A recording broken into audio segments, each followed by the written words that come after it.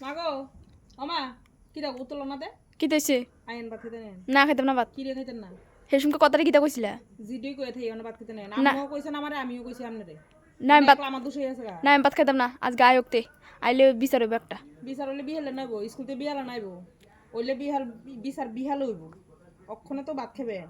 আইন ভাত খান আপনি কি আমার কামাই কাজে গেছেন কার লগে আমার লগে কাজে গেছেন তো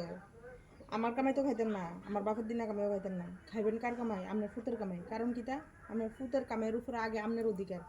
আপনার ফুতের কামাই আপনি খাইবেন আগে এরপরে হয়েছে আমার অধিকার এরপরে খামো আমি তাহলে আমি রাঁধছি আমার তো ক্ষুধা লাগছে যতই কাজ করি অনেক ক্ষুধা লাগছে পেটো শুনেন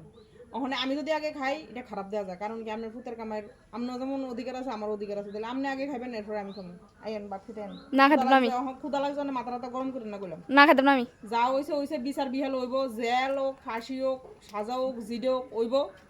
আইন ভাত খেয়ালি আদালত বিচালে বিহালে বইব আদালত আমার ফেটা ক্ষুধা লাগছে মুখে কথা আইন ভাত খেতে না আইন যা হইব বিহাল হইব বিচার আইন নাহলে আবার কমু কইলাম